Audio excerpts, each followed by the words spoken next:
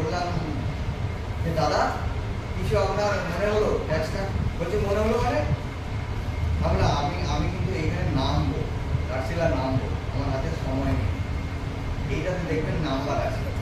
বলছি নাম্বার মানে আমি, উনি আবার আমার ওই ট্যাক্সটাতে না পেন দিয়ে আন্ডারলাইন করছে। বলছে আমার অনেক প্রশ্ন আছে। তো আমি বললাম যে আপনার অনেক প্রশ্ন আছে বলে এই জায়গাটা মানে কোথায় থেকে আন্ডারলাইন করছে আমি বুঝতে পারছি না। মানে মুখোমুখি বসে আছে তো, লেখাটা খুব ছোট, ওই ওই ওই দুটো ট্যাক্সের লেখা খুব ছোট, ওই ছোট লেখাটা কোন জায়গাটা করছে আমি তো অত ডিপলি বুঝতে পারছি না। ফলে তা আমাকে বলছি যে ভাই আমার অনেক তো প্রশ্ন আছে, এই জন্য আমি আন্ডারলাইন করলাম, আমাকে এক এক করে উত্তর দিতে হবে। আমার দেখুন ওইখানে না নাম্বার আছে, ওটা কি আপনার নাম্বার? ওটা আমার নাম্বার মধ্যে আমাদের পাঁচটারের নাম্বার আছে, মানে আমার দুধের নাম্বার। তখন চট করে উঠে দেখছি যে ওটা সত্যি কেন নাম্বার আছে। আমি ট্রেন থেকে নামলাম, নামার পর আঙ্কেলকে ফোন করি, আমার দাদা একটা মিস হয়ে গেছে, যে ওই ট্যাক্সিতে আপনার নাম্বার নেই। তার কারণে হয়তো কতগুলো ফোন করতে পারে, কেননা আমার সঙ্গে বেশি কথা হয়েছে যে আমার এই এই জায়গাগুলো আমার দরকার। মানে শুধু পড়ে ফেললাম মানে পকেটে রেখে দিলাম মানে আমার হয়ে গেল, ওটা নয়। ভদ্রলোক কী প্রশ্ন করতে কী উত্তর দিতে আমি জানি না, কিন্তু আমি ওনার সঙ্গে এই যে বসে কাউন্সিলিং করলাম, ঠিক এই জায়গাটার জন্য আমি আজকে শেয়ার করি। মানে যাতে ঠিক এরকম পরিস্থিতিতে অনেকে তো মানে কি বলবো ট্যাক্স দিতে সংকোচ মনে হয়। এটা আমি বলছি এটা আমার আরো অনেক আগে হয়েছে, দেবো কি বলবে, এই কি কথা আবার কি মনে করবে না করবে, এটা ব্যাপার না। এইগুলো ওই এই অভিজ্ঞতার জায়গাটা যদি আমরা নিজেরা ঠিক খুব শক্ত না হই, তাহলে আমাদের একটু সংকোচ লাগবে, ভয় লাগবে, যা আছে থাক। এই জন্য আমি ঠিক সেই জায়গাটা বাইবেল থেকে একটু মানে হাঁটলে আমাদের ঠিক এই সাহস, মানে আমাদের ঠিক জায়গাটা, আমাদের ভাবটা, আমরা যে জায়গায় দাঁড়িয়ে আছি, অনেকে কিন্তু ধাক্কা দিয়ে ফেলে দেবে একবারে সঠিক। মানে এমন কিছু লোক আছে না, ধাক্কা দিয়ে ফেলে দেয় মানে কি প্রসঙ্গে আপনাকে বলবে দ্যাট ইজ রং থিওরি।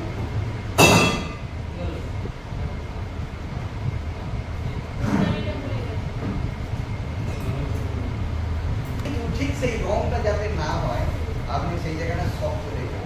আচ্ছা আমরা সবাই মিলে খুলি বাইবেলের 4টে বই আছে। প্রথমে মতি, মার্ক, লুক, যোহন আছে না, খুলতে হবে, পেয়ে যাচ্ছি।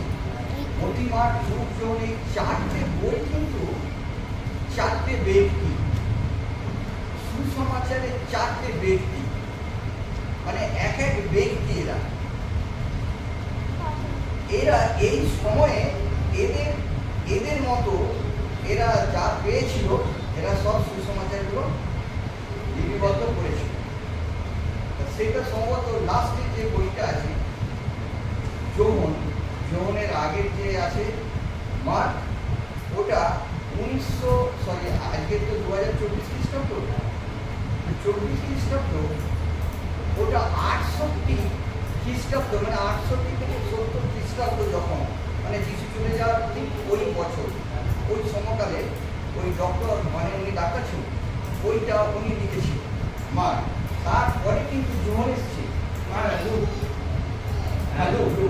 লুকটা ওই সময় লেখা, এবং লুকের পরে লাস্টে যোহন এসে বিষয়টা মিলন করেছে। মিলন কি ওখানে একটা ঘটনা আমরা একটু দেখলে পাবো, কিন্তু এখন যে সাবজেক্টে আসবো ওই সাবজেক্টটা ক্লিয়ার করবো, তাহলে অন্য জায়গায় গেলে ওখানে একটা মস্ত বড় এত লজিক ওইখানে ঢুকে আছে।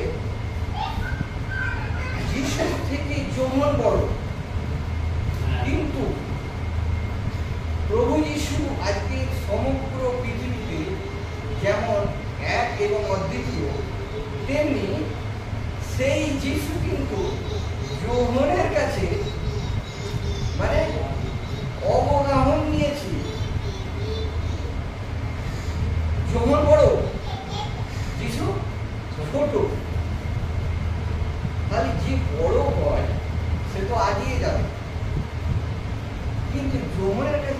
এমন শক্তি ছিল, যৌবনের কাছ থেকে অবগাহন নিয়ে যিশু কিন্তু ঈশ্বর হয়ে গেছে। বাস্তব ওটা বাইবেলটা ঠিক তেমনিভাবে আজকের আমি যে বিষয়টা বলতে চাইছি, যেটা জিস, আপনি আমি আপনারা কেউ কিন্তু কম নয়, কেউ কম নয়। আমার এই জায়গাটা আসছে, কেউ কম নয়। আমরা হয়তো অতর্কিত হতে পারি, আমরা হয়তো আমাদের কোনো জ্ঞান নেই হতে পারি, আমাদের কোনো মানে স্পিড নেই হতে পারে, কিন্তু ঠিক সেই জায়গাটা এই চারটে সুসমাচার বাদ দিয়ে তারপরে কি লেখা আছে? যোহনের পরে পেরিকদের কার্য বিবরণী। তো পেরিকদের কার্য বিবরণী, পেরিক বইটা যে সম্পূর্ণ আছে, এখানে শুধুমাত্র যিশু স্বর্গে চলে যাওয়ার পর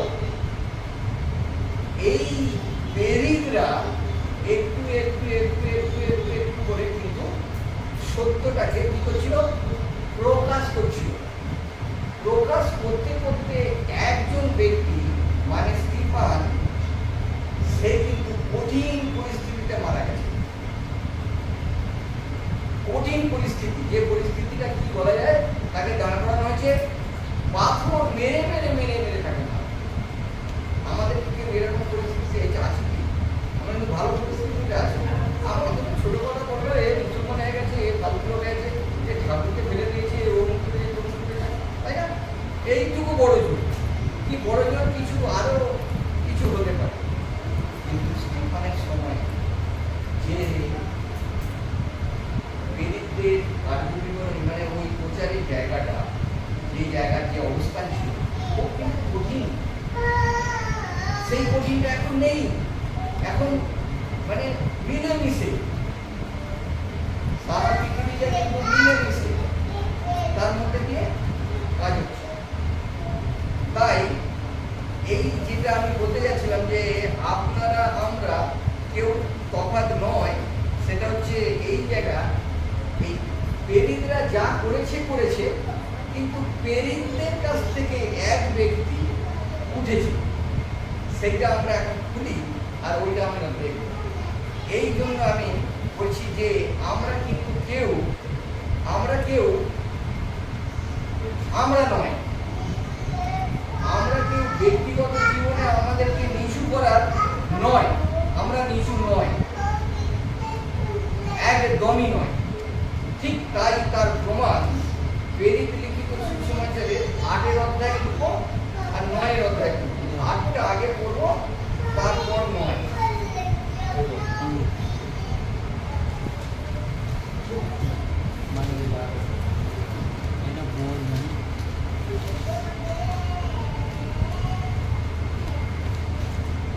অধ্যায়ে 1 থেকে 8 পদ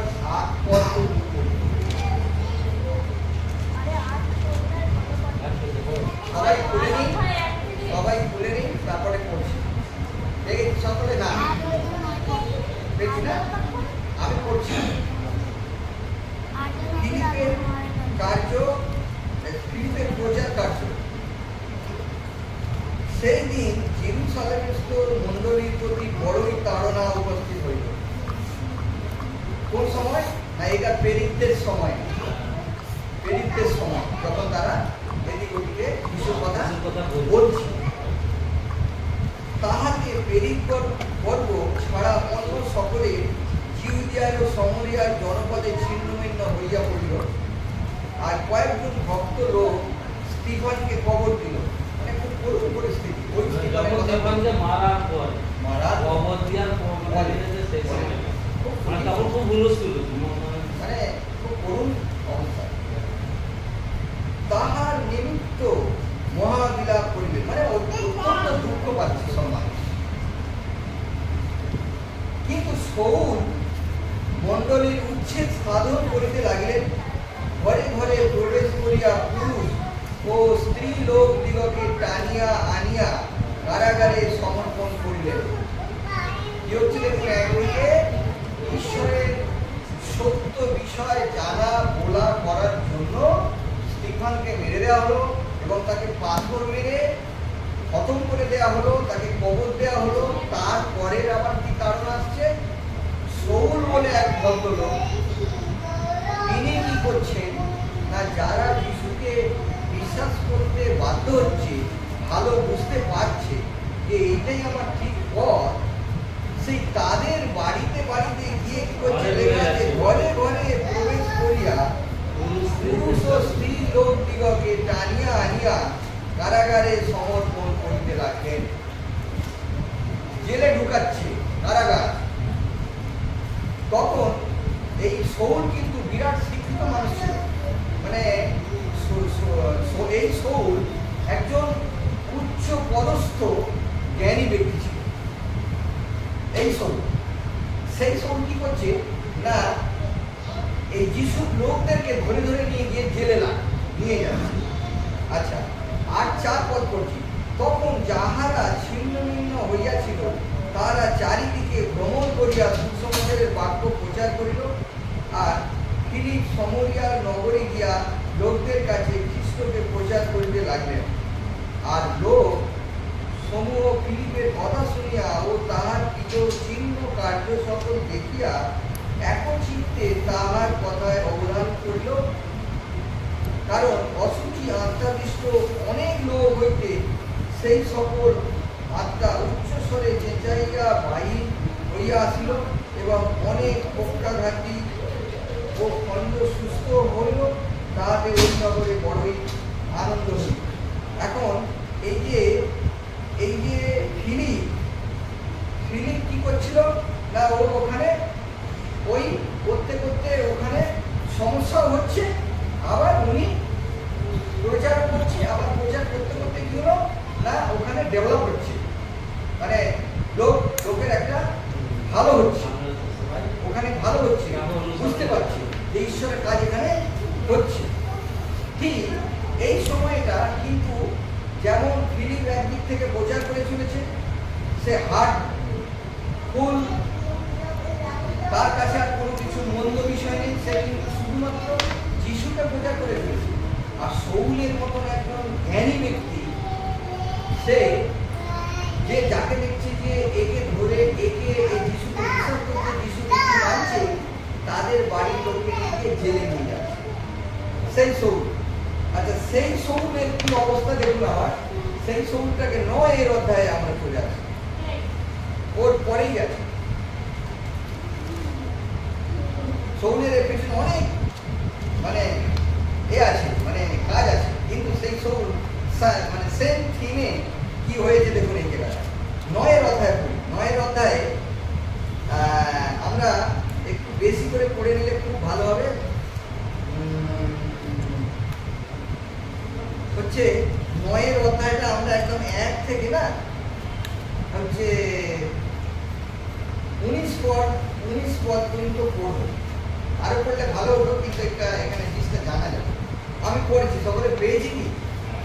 তাহলে ওইদিকে কি হচ্ছিল, সৌল লোকে তাড়না করার জন্য ব্যস্ত, শুধু চুপচাপ ছিল না, কিন্তু সৌল তাড়নায় ব্যস্ত, ফিলিপ প্রচার করতে ব্যস্ত।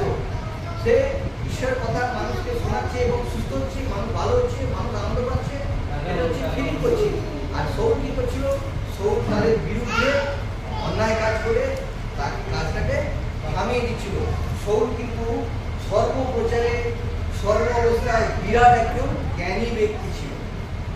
সেই সৌল কি হচ্ছে দেখুন, মায়ের কথা বলি, আমি পড়ছি, সকলে পেয়েছি কি? আচ্ছা, সৌলের মন পরিবর্তন ও যিশুর প্রচার। সৌল তখন প্রভুর শিষ্যদের বিরুদ্ধে ভয় প্রদর্শন ও হত্যার নিঃশ্বাস টানিতেছিলেন। তখন মহাযাজকের নিকটে গিয়া দধবিধ্বস্ত সমাজ সকলের প্রতি পত্র যাচনা করিলেন, যেন সেই পথালম্বী পুরুষ ও স্ত্রী যে সমস্ত লোককে পান তাহাদিওকে বাঁধিয়া জেরুসালেমে আনিতে পারেন। কি হলো ওখানে, সৌল কিন্তু তখনকার যে ব্যবস্থা ছিল, সেই ব্যবস্থা হচ্ছে ওই আমাদের যেমন হিন্দু সমাজের এখন আছে,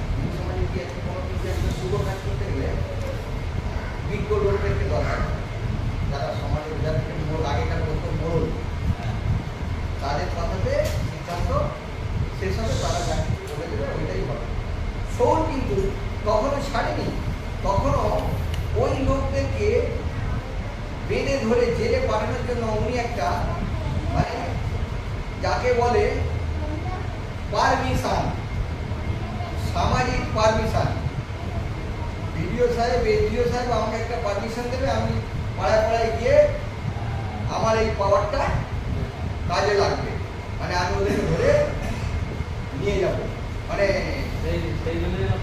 হ্যাঁ ওখানে লেখা আছে ওই যে মহাজাজুকে করে গিয়ে, মহাজাজুক মানে কি তখনকার সমাজে কেউ আমাদের যেমন ব্রাহ্মণ আছে না, তখনকার সমাজে এটা ছিল, তাদের কাছে গিয়ে একটা পারমিশন চাইছে যে এই আগে এই যে ব্যবস্থা ছিল এই ব্যবস্থার উল্টো করছে, এটা চলবে না, আপনি আমাকে পারমিশন দিন। মানে ও একার শক্তিতে করছিল, একার শক্তিতে না করে ও সামাজিক শক্তিটাকে আরো প্রবল করার জন্য ও একটা ওই যে মানে ওই পারমিশন নেওয়ার জন্য ও চেষ্টা করে, মানে ওটা চেষ্টা করছিল, ওটা হচ্ছে সৌর। তারপরে গেল পরে তিনি যাইতে যাইতে দশমেশকের নিকট উপস্থিত হইলেন, তখন হঠাৎ আকাশ হইতে আলোক তাহার চারিদিকে চমকিয়া উঠিল, তাহাকে তিনি ভূমিতে পড়িয়া শুনিলেন, তাহার প্রতি এই বাণী হইতেছে, শোন শোন, কেন আমাকে তাড়না করিতেছ? জিজ্ঞাসা চিহ্ন আছে। প্রভু কহিলেন, আমি যিশু, যাহাকে তুমি তাড়না করিতেছ। ওখানে কি হলো? ওই কাজটি করবার জন্য না, ওই পারমিশনটা বলবৎ করার জন্য, ওই সার্টিফিকেট অনুমতি নেবার জন্য ওই সব ব্যস্ত ছিল, ও কাজেই ছিল। সেই সময় কিন্তু ওই জায়গায় দশমেশকের রাস্তাতে যাচ্ছে, সেই জায়গাটাতে কি হলো না, ও সৌর যাচ্ছে আর ওখানে একটা ওই রকম অঘটন, যেরকম একটা কথা বলা যেতে পারে আমাদের এদিকে বজ্রপাত হয়, লাইট পড়ে আকাশে, হয়তো ঠিক ওরকম একটা পরিস্থিতি এখানে ওই অবস্থায় এখন ও পড়ে গেছে, মানে সৌর মাটিতে পড়ে গেছে। পড়ে যাওয়ার পর কি ওখানে ঘটলো না, ওর কাছে একটা সৌরের কাছে একটা বাণী হচ্ছে। কি বাণী হচ্ছে? সৌর সৌর তুমি কি, ওখানে লেখা আছে কেন আমাকে তাড়না করিতেছ? তিনি কহিলেন, প্রভু আপনি কে? দেখুন ওখানে একটা যুক্তি আছে, যে যুক্তি হচ্ছে সৌর তো রাস্তা দিয়ে যাচ্ছিল, একা কেউ ছিল না, যখন ওই কথাটা কানে আসছে, সৌর সৌর তুমি কেন আমাকে তাড়না করতে যাচ্ছ, তো কেউ নেই, সৌর শুনছে। সৌরের মতো জ্ঞানী লোক সে কিন্তু তখন উত্তর করছে যে আপনি তখন লেখা আছে, প্রভু প্রভু আপনি কে, মানে কি সৌরের মুখ দিয়ে কি উচ্চারণ হলো, প্রভু আপনি কে। মানে সৌর কিন্তু এরকম ভাষা বলেনি যে কে রে তুই, এরকম বলেছি কি? এরকম বলেনি। ওখানে লেখা আছে প্রভু আপনি কে। এগুলো না একটু একটু পড়া, একটু একটু পড়ার পর একটু ধ্যান করলে এই জিনিসগুলো ঠিক আসছে। তো তখন প্রভু কইলেন, আমি যিশু। দেখলো কি ওখানে কিছু নেই, ফাঁকা লোক, ফাঁকা জায়গা, ফাঁকা জায়গা। একটা কথা হলো কিন্তু কেউ নেই, অথচ দুজনের সঙ্গে দুজনে কি হলো, কথোপকথন হলো। হওয়ার পরে যিশু তাকে প্রকাশ করলো, আমি যিশু। প্রভু আপনি কে? আমি যিশু। ওখানে একটা দাঁড়ালো, মানে সম্পর্ক তৈরি হলো, মানে একটা ঘটনা ঘটলো, ঘটনা ঘটার পর একটা উত্তর হলো, তারপরে তার প্রতি উত্তরে সৌর জানতে পারলো যে খালি ওটা এইটুকু ওখানে হলো। এর পরে আসছে ওখানে যিশু প্রকাশ করে দিল, প্রভু আমি যিশুকে, ওখানে বলতে তিনি কইলেন, প্রভু আপনি কে? প্রভু কইলেন, মানে যিশু কইল, আমি যিশু, যাহাকে তুমি তাড়না করিতেছ। আমি যিশু আর তুমি যাকে, মানে ও তাড়না করছে, মানে কি শুধু তাড়না নয়, ওই যে পারমিশন আনতে যাচ্ছিল ও ওই সব কাজে মানে মাথা লাগাচ্ছে। ঠিক সেই সময় এই ঘটনাটা 6 পদ থেকে আবার বলি, কিন্তু উঠো নগরে প্রবেশ করো, তোমাকে কি করিতে হইবে তাহা বলা যাইবে। ও তো বেচারা পড়ে গিয়ে চোখটা দেখতে আর কিছু পাচ্ছে না, সৌর চোখে দেখতে পাচ্ছে না ওই টাইমটায়। ভালো চোখ ছিল, যা ছিল, কিন্তু ওরকম পড়ে গিয়ে আর চোখ দিয়ে কিছু দেখতে পাচ্ছে না। আর ওই টাইমেই ওই বাণী হলো, ওই বাণীর উত্তরে ওই কথোপকথন হয়ে গেল। এরপরে কি হলো, কিন্তু ওখানে বলছে তুমি এবার যিশু কথা বলছে, কিন্তু উঠো নগরে প্রবেশ করো, তোমাকে কি করিতে হইবে তাহা বলা যাইবে। আর তাহার সহপথিকেরা অবাক হইয়া দাঁড়াইয়া রইল, তাহারা ওই বাণী শুনিল বটে, কিন্তু কাহাকে দেখিতে পাইল না। বেদের এই জায়গাটায় লেখা আছে যে এক বেদের অপর নাম শ্রুতি, মানে শুনে শুনে তারা, মানে কানে শুনতো, শুনে শুনে তারা লিখি, সেই লিপিটা বের হয়েছে। এখন এখানে যারা সৌরের সঙ্গে যারা ছিল তারা শুনেছে, কিন্তু তারা কি বলেছে, হ্যাঁ তারা কোনো ট্রেস পায়নি, কিন্তু সৌর আর অন্যকে না ধরে সৌরকেই ধরেছে যিশু। তারা সাক্ষ্য দিচ্ছে যে তারা কিছু দেখতে পায়নি। তাহলে এখানে একটা লজিক আছে, তারাও শুনেছে কথা কিন্তু তারা চোখে দেখতে পায়নি। আর সৌর কিন্তু মানে চোখে দেখতে পায়নি, অন্ধই হয়ে গেছে। হ্যাঁ, এরপরে আমরা কোথায় পড়বো, কোথায় ছাড়লাম, দেখিতে পাইলাম। পরে 8 পদে পড়ছি, পরে সৌর ভূমি হইতে উঠিলেন, কিন্তু চক্ষু মেলিলে পর কিছুই দেখিতে পাইলেন না, মানে চোখটা কানা হয়ে বন্ধ হয়ে গেছে। আর তাহারা তাহার বস্ত্র ধরিয়া তাহাকে দর্শনকে লইয়া গেল, আর তিনি 3 দিন পর্যন্ত দৃষ্টিহীন থাকিলেন। সৌর কিছুই ভোজন কি পান করিলেন না। দর্শনের সঙ্গে অনেনীয় নামে একজন শিষ্য ছিল।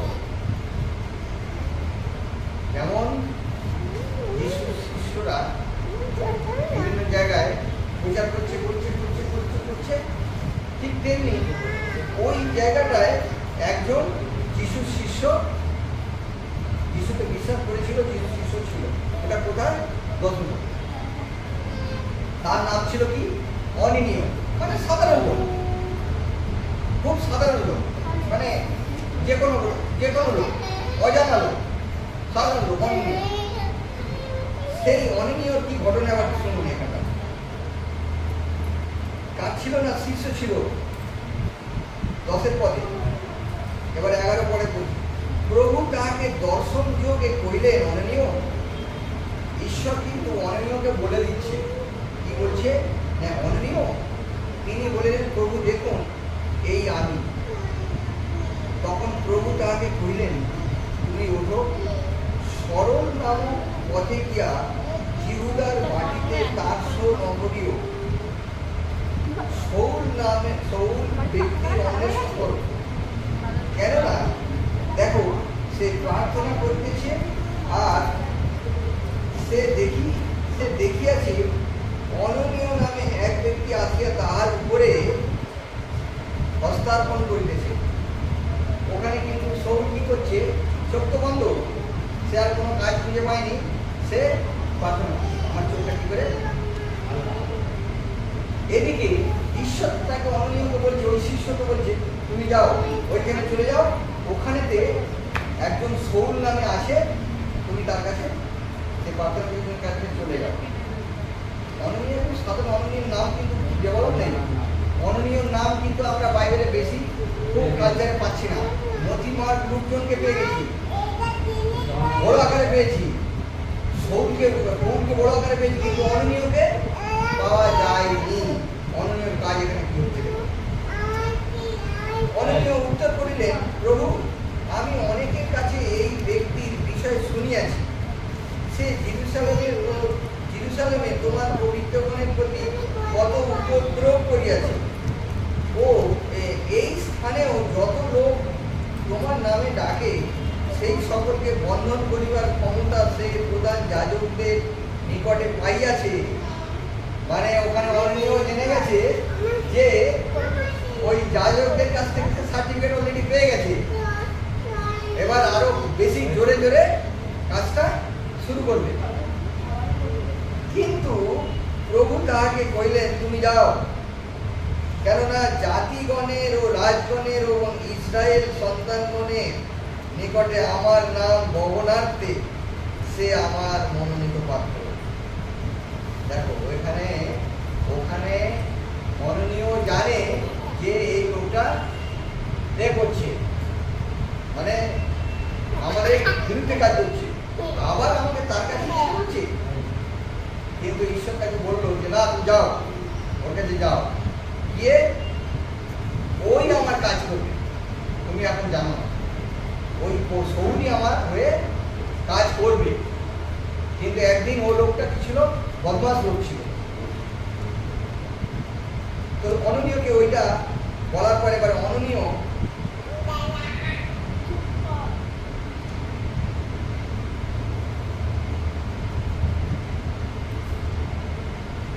থেকে পড়ছি, আমি তাহাকে দেখাইয়া দিব আমার নামের জন্য তাহাকে কত ক্লেশ ভোগ করিতে হইবে। তখন অননীয় চলিয়া গিয়া সেই বাটিতে প্রবেশ করিলেন এবং তাহার উপরে হস্তার্পণ করিয়া, মানে শৌলের মাথার উপরে হার রেখে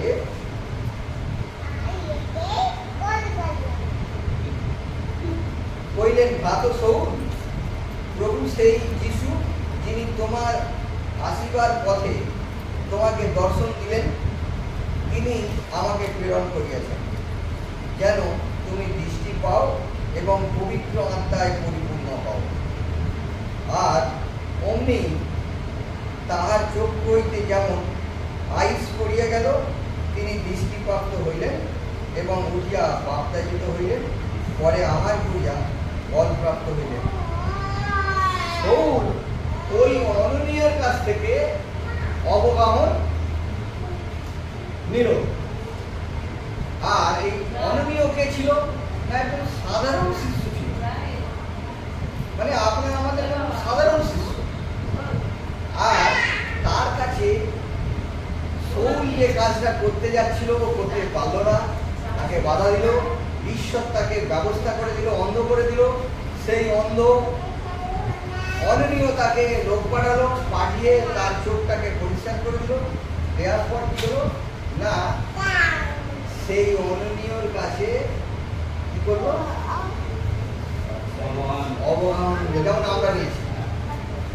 আমরা আমাদের বিষয়ে বুঝতে অতটা পাচ্ছি না, কিন্তু সেই শৌল একদিকে অন্যায় কাজ করতে করতে করতে করতে অনেক পাপ করেছে, শৌল মেরেছে, জেলে ঢুকেছে যারা ঈশ্বরের পক্ষে কাজ করছে।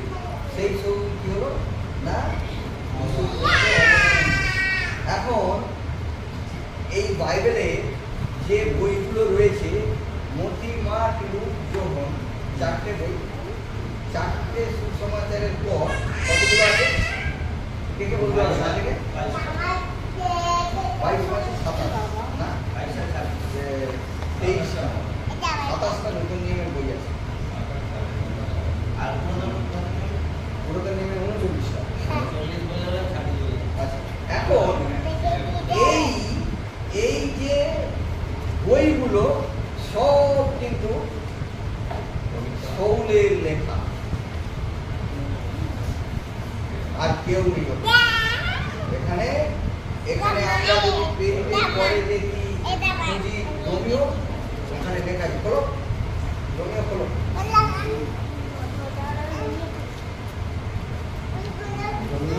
দেখো রোমিওর প্রথম পদ কি লেখা আছে? রোমিওদের দেবকী প্রেরিত পৌলের পত্র, তাই না? হ্যাঁ, ওখানে এই পৌলের পত্র মানে কি? পৌল রোমিওদেরকে একটা লিখছে, তোমরা কি করছিলে না করছিলে ওসব নয়, এখন তোমরা এই করো। কি করো? ওই রোমিও পত্রটা পড়লে যা হবে তারা সেইটাই করতে বলি। তাহলে রোমিও পত্রটা আমরা পড়লে যা পাচ্ছি, উনি সাধু পৌল, কিন্তু সৌলের পর থেকে কিন্তু এটা পৌল নাম দিয়ে দিয়েছিল। তুমি আজ থেকে সৌল নয়, সৌলের পর পৌল, পৌলের পর থেকে সৌল, আগে সৌল নাম ছিল, তারপরে কি হলো? পৌল। হ্যাঁ, পৌল, ওই সাধু পৌল। যাই হোক, এখন এখন এই যে বইগুলো, তাহলে এক ব্যক্তি সারা পৃথিবীকে কাঁপিয়ে দিয়েছে, ইভিন এখনো কাঁপাচ্ছে। কে? সাধু পৌল। আর সাধু পৌল কিন্তু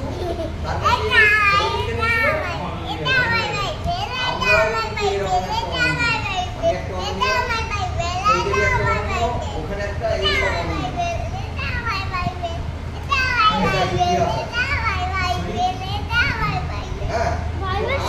আমাদেরকে না অনেক সময়ে মানে এটা আমার থেকে বলছি, অনেক সময় আমরা আমাদেরকে বা আমাকে আমি খুব মানে কি মনে করি, মানে হালকা মনে করি। আমার দ্বারা মনে হচ্ছে কিছু হবে, আমার দ্বারা বা কিছু একটা এরকম বিষয়। এই জন্য আমি দাদাকে এসে বলছিলাম যে আপনি তো এইসব দেখছিলেন, কি ব্যাপার কি ব্যাপার, কেউ কিছু বলছে কিনা, কেউ কিছু করছে কিনা, কোনো কোনো বিষয় উল্টো হচ্ছে কিনা। এখন এইটা কম দিন নয়, 2500 বছর আজকে কম,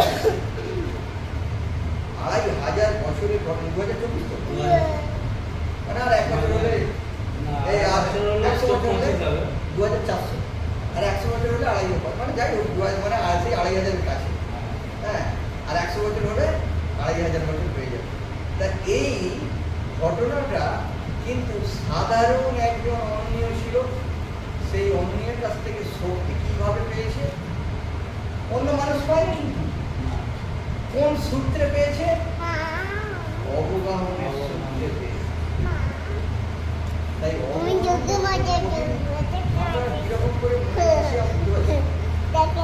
অবগাহনটা না ঈশ্বরের বাক্যের কাছে একটা বিরাট শক্তি, বিরাট শক্তি।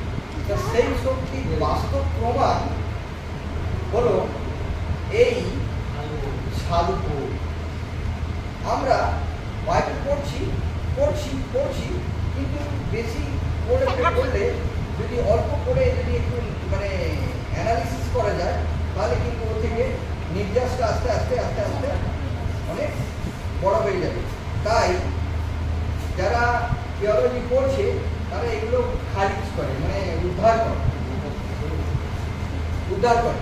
তো এই জন্য আমার বলার অর্থ এটাই যে আমরা কোনো অংশে কিন্তু কম লোক নেই। আমরা এর পেছনে যতটুকু দেখলাম আমরা কে কি ফিলিংস করেছি, ক্লিয়ার হয়েছে কি? মানে যে বাইবেলের যে বইগুলো পেছনে আছে, শুধুমাত্র লোক গ্রহণ ছাড়া যত সুসমাচার প্রচার হয়েছে, সব সমগ্র পৃথিবী প্রতিদান কিন্তু এই পৌলই করেছে। পৌল থেকে আস্তে আস্তে আস্তে আস্তে আস্তে আস্তে মানে ডেভেলপ করেছে। আজকে আমাকে এই কয়েকদিন আগে একটা লোক, মুসলিম লোক বলছিল, বলছে আমি একটা খবর শুনছিলাম খ্রিস্টান লোক সারা পৃথিবীতে সবচেয়ে আগে আছে। এটা সত্যি কথা, সব দিক থেকে সবচেয়ে সংখ্যা বেশি আছে খ্রিস্টান। তার গান কিন্তু সাধু পৌল। যদি সাধু পৌল না এই কাজটা করতো, তাহলে কিন্তু এই কাজটা এতটা প্রোগ্রেস হতো না। কিন্তু এটা ঈশ্বর করি, ঈশ্বর ব্যবস্থা করি। তাই মানে আমাদেরকে ঈশ্বর ধরে এটা করতে চাইছে। চাইছে। সাধুগুরু অনেক বড় কাজ করেছিল, অনেক বড় কাজ করেছে, আমাদের কি ছোট ছোট কাজ করেছে? বা সাধু কোন প্রচারের কাজ করে প্রকাশ করতে করতে করতে করতে চলেছে। অনেক যিশু শিষ্য দাস তারা অন্য অন্য কাজ করছে, তার মধ্যে তাই আমরা কিন্তু ব্যক্তিগতভাবে কোনো অংশে কিন্তু ঈশ্বরের দৃষ্টিতে আমরা মহামূল্যবান। আমরা যেন কখনো ভুলে না যাই ঈশ্বরের দৃষ্টিতে। আমার দৃষ্টিতে দিবাবার খারাপ লোক আছে, আমার দৃষ্টিতে দিবাবার খারাপ লোক আছে, কিন্তু ঈশ্বরের দৃষ্টিতে দিবাবার কিন্তু মহামূল্যবান বস্তু। তাই সকলে কিন্তু ঈশ্বরের দৃষ্টিতে মহামূল্যবান ব্যক্তি। কখন? যখন কিন্তু সেই অবগাহনের জায়গায় পৌঁছায়। আচ্ছা, আমার এখানে শেষ করছি, আমি প্রার্থনা করছি। পবিত্র পবিত্র পবিত্র বাহিনীগণের ঈশ্বর, আমাদের সৃষ্টিকর্তা প্রভু, তোমার এই যে নিগূঢ় তত্ত্ব আমরা দেখলাম, আমরা অনেকে নিজেরা নিজেদেরকে কিছু তাৎপর্য, কিছু ব্যক্তিগতভাবে আমরা হালকা করে ফেলি, কিন্তু না, তুমি আমাদের আশ্রয়, তুমি আমাদের উচ্চ দুর্গ, তুমি আমাদের বল, এবং সর্বোপরি তুমি আমাদের সঙ্গে সঙ্গে আছো। আর প্রভু, আজকে তোমার এই যে বাক্য আমরা দেখলাম, আমরা শুনলাম, যেন আমাদের হৃদয়েতে এই জায়গাটা আমাদের বলবৎ থাকে।